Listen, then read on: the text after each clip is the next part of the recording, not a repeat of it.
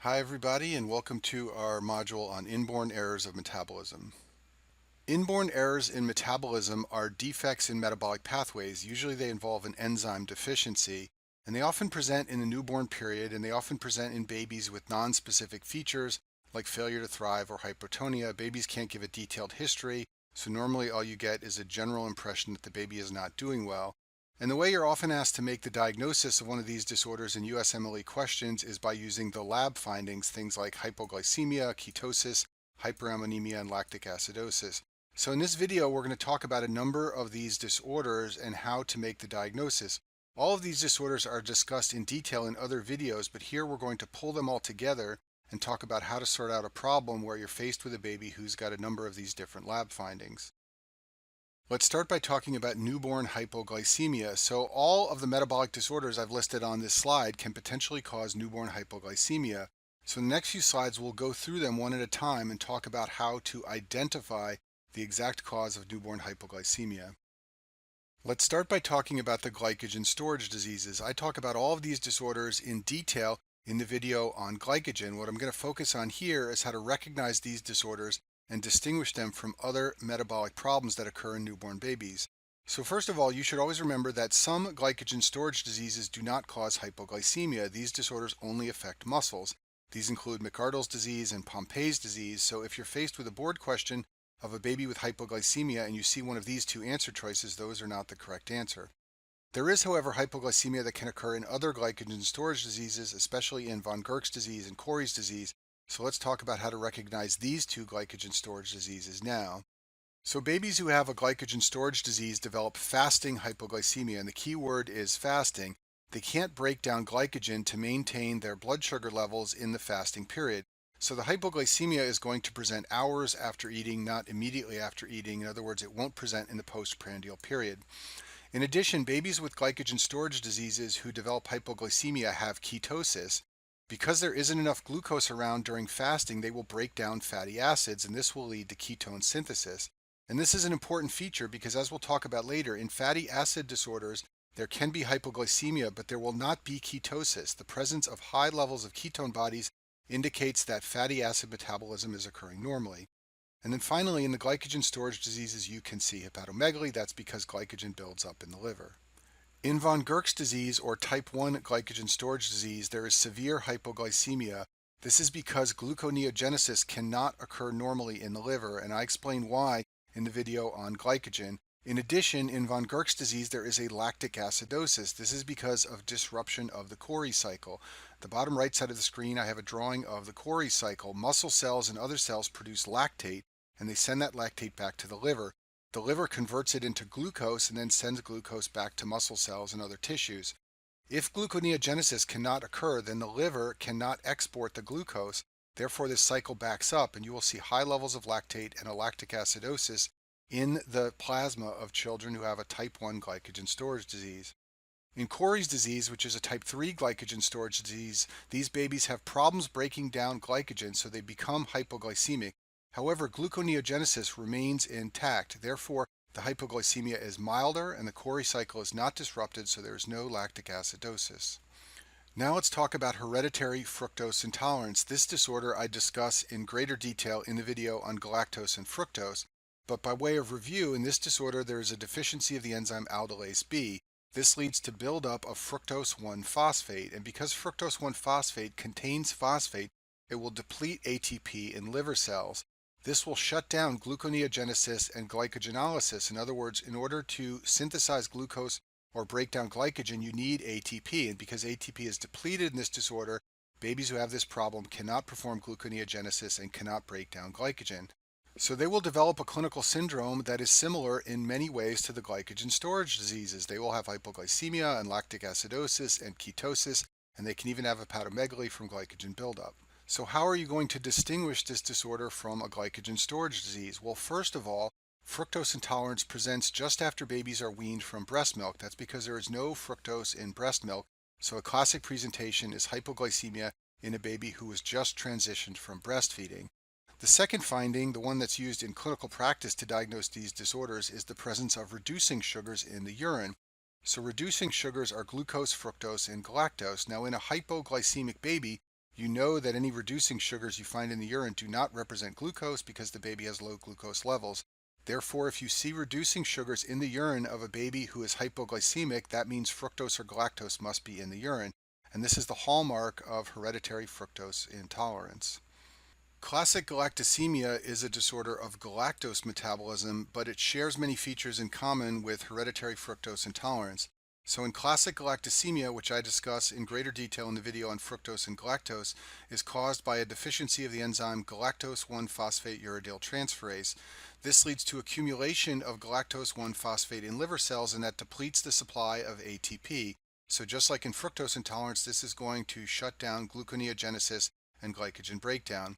In contrast, however, to fructose intolerance, which presents when the baby is weaned from breast milk, galactosemia presents in the first few days of life. That's because breast milk contains lactose, and lactose is made up of galactose and glucose. So this disorder will present in the first few days of life with a baby that develops vomiting and diarrhea after feeding. It's going to occur just after feeding because that's when the glucose is taken up by the baby and it can't be metabolized. Otherwise, it's going to have a similar presentation to fructose intolerance. There will be hypoglycemia, lactic acidosis, ketosis, hepatomegaly from glycogen buildup, and reducing sugars in the urine. So here's a summary slide to emphasize some of the key points we've just discussed. When you're faced with a problem of a baby who has hypoglycemia and lactic acidosis and ketosis, that can represent a couple of different disorders. If it occurs just after feeding, then it likely represents galactosemia or hereditary fructose intolerance. If it develops during the fasting period, then it likely represents a glycogen storage disease. And remember, in these two disorders, you will find reducing sugars in the urine. That's how the diagnosis is made. Now let's talk about the organic acidemias. These are disorders in which there is abnormal metabolism of some organic acid. There are a number of these disorders, but the two that you should be familiar with for step one are the organic acidemias that involve propionic acid and methylmalonic acid. We'll talk about both of these in a minute. In these disorders, there is buildup of organic acids in the blood and urine that leads to an acidosis. And then a second feature you should know about these disorders is that they cause hyperammonemia. The mechanism of this is not entirely clear. It's believed to involve shutdown of the urea cycle, but if you see a newborn baby who has some unexplained acidemia and hyperammonemia, these are one of the disorders you should think of. To understand these disorders, you need to appreciate that succinyl-CoA is a common pathway to the TCA cycle for many substances. All the substances shown on the bottom left of the screen here can be metabolized into propionyl-CoA. So this includes a number of amino acids, also cholesterol, and also odd-chain fatty acids. All of these things can be metabolized to propionyl-CoA.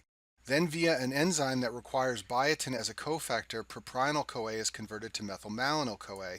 And then via another enzyme that requires vitamin B12 as a cofactor, methylmalonyl-CoA is converted to succinyl-CoA. So in the organic acidemias, one of the steps in this process is disrupted due to an enzyme deficiency. So in methylmalonic acidemia, this enzyme is deficient. As a result, all of these molecules are funneled into methylmalonyl-CoA but then cannot go any further, and therefore methylmalonic acid builds up in the blood. In propionic acidemia, all of these substances at the bottom of the screen here are metabolized to propionyl-CoA, but they can't go any further because this enzyme is deficient. That leads to high levels of propionic acid in the blood. The organic acidemias generally present in the newborn period, usually the first few weeks or months of life. The babies will develop non-specific symptoms like poor feeding, vomiting, hypotonia, and lethargy. These babies can have hypoglycemia, which can lead to ketosis. The mechanism of this is complex, but it's believed to involve liver damage from the acids that shut down gluconeogenesis. These babies will have an anion gap metabolic acidosis. That's because one of the organic acids is building up in the plasma. That causes an acidosis, and the type of acidosis it causes is an anion gap metabolic acidosis. And then, as I mentioned before, these babies will have elevated ammonia levels. That's often a tip-off that the problem is describing an organic acidemia.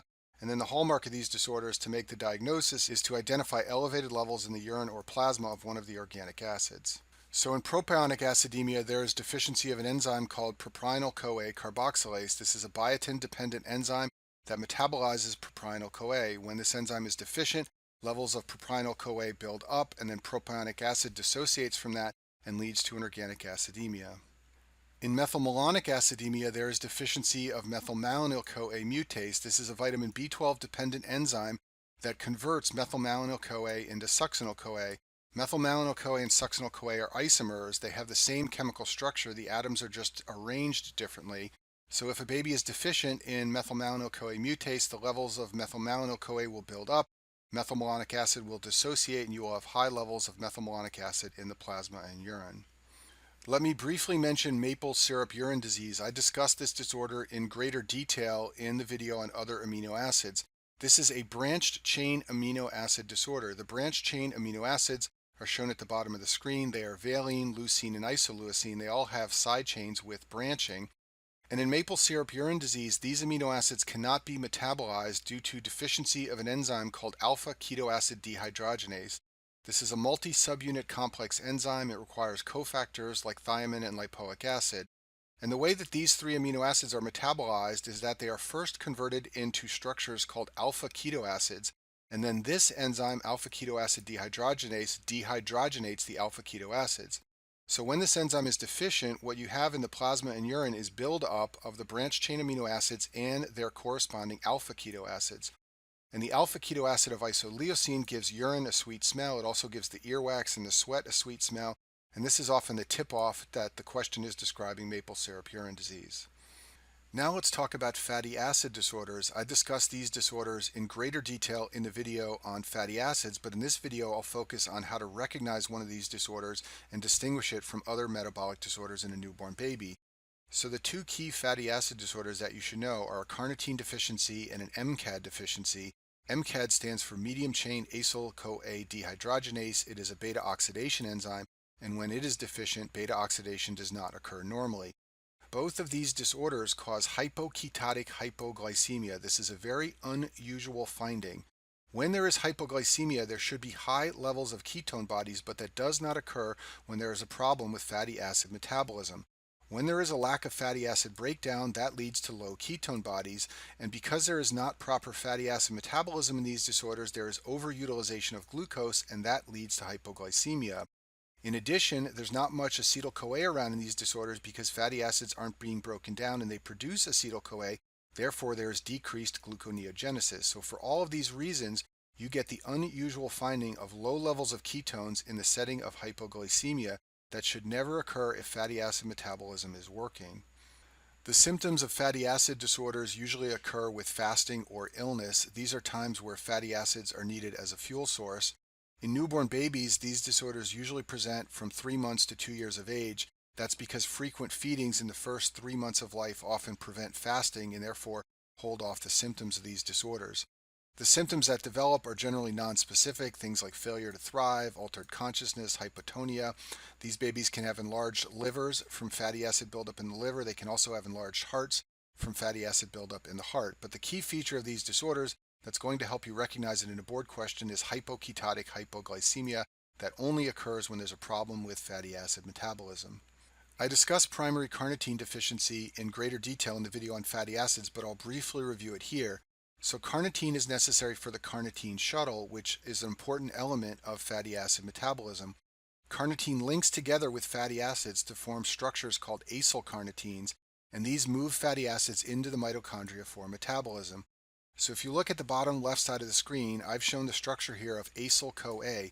So acyl-CoA is a long hydrocarbon linked to coenzyme A. So the R here is a hydrocarbon that came from a fatty acid. Maybe it's 5 carbons or 10 or 15 or even more, and it's been linked to a CoA to form a structure called an acyl-CoA.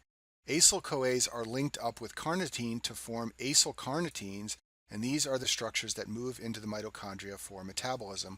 So when a baby is born with a deficiency in carnitine, that baby will have symptoms like muscle weakness and cardiomyopathy. This is because you need fatty acids for metabolism in your muscle cells and in your heart. But the hallmark biochemically that you will use to make the diagnosis is that the levels of carnitine and acylcarnitine in the plasma will be low. In an MCAD deficiency, there is poor oxidation of medium chain fatty acids. These are fatty acids that are 6 to 10 carbons in length.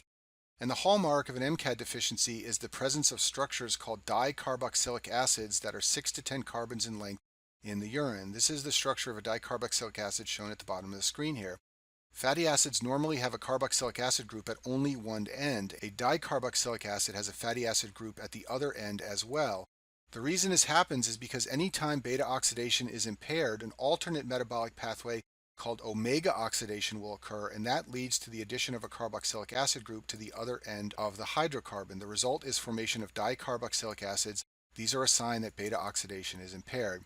And then the other finding that you'll see in an MCAD deficiency, which helps distinguish it from a carnitine deficiency, is that the level of acyl carnitines of medium chain length will be high in an MCAD deficiency, and this is in contrast to a carnitine deficiency. So here's another review slide just to emphasize the important points. When you see hypoketotic hypoglycemia, they are telling you that something is wrong with fatty acid metabolism.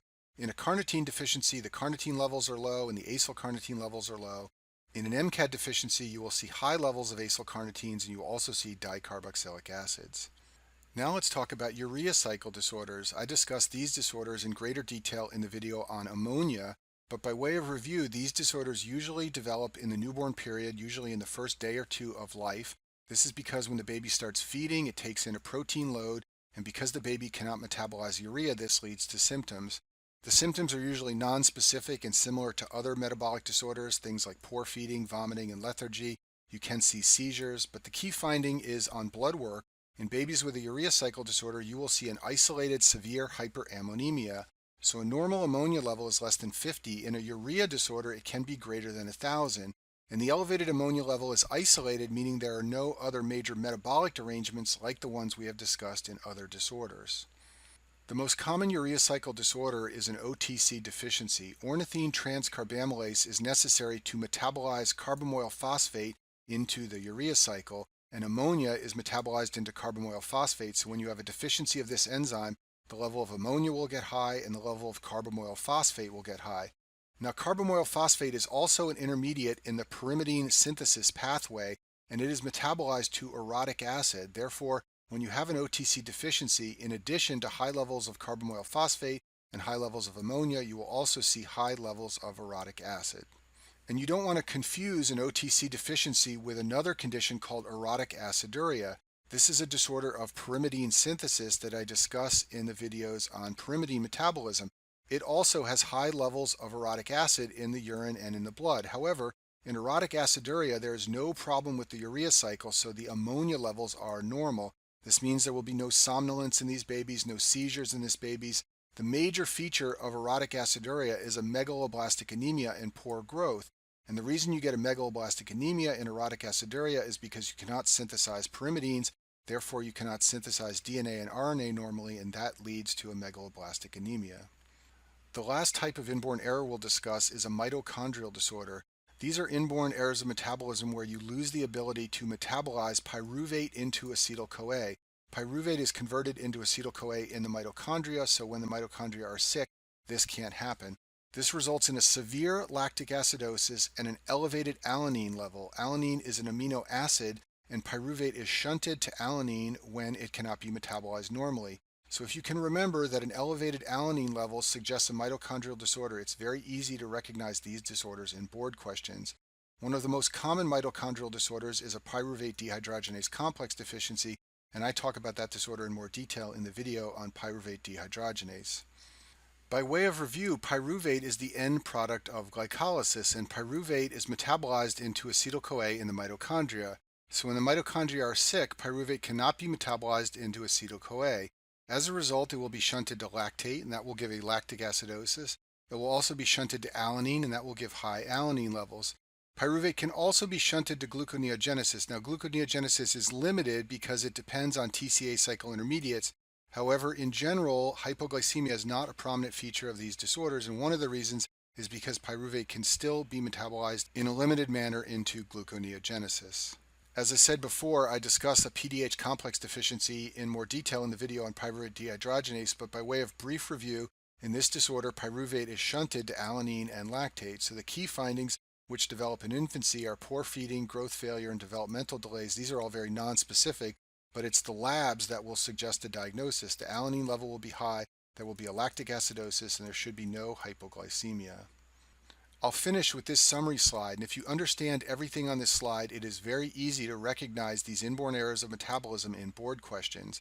So if you're faced with a baby that has hypoglycemia, failure to thrive, and acidosis, that can be a number of different things. If there are urinary sugars in the urine, this suggests galactosemia or fructose intolerance. And remember that these two disorders usually have an onset of symptoms right after the baby feeds if the baby consumes galactose or fructose. If you are told that there are high levels of organic acids and elevated ammonia levels, this suggests one of the organic acidemias.